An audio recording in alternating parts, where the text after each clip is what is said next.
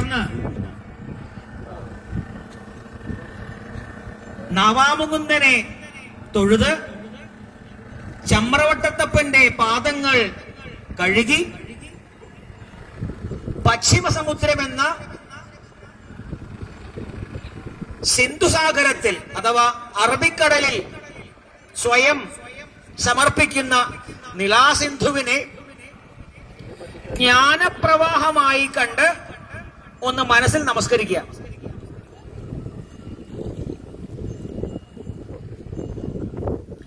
മാഘസ്നാനത്തിന് വന്നിരിക്കുന്ന എല്ലാവരും തന്നെ അവരവരുടെ പിതൃപരമ്പരകളുടെ അനുവാദം വാങ്ങുക.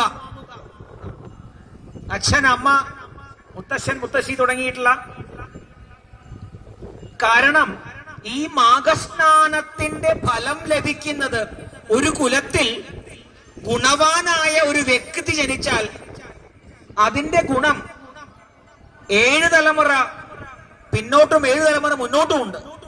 അപ്പൊ നിങ്ങളുടെ പിതൃക്കൾക്ക് മോക്ഷം കിട്ടുന്നതിന് കൂടി പര്യാപ്തമാണ് ഈ മാഘസ്നാനമെന്ന് ഉറപ്പിച്ചു മനസ്സിലാക്കി പിതൃക്കളുടെ അനുവാദം ആദ്യം ചോദിക്കുക.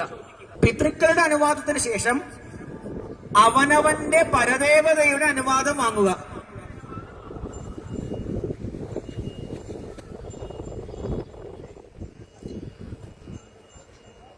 അവനവന്റെ ഗുരുപാരമ്പര്യത്തോട് അനുവാദം വാങ്ങുക.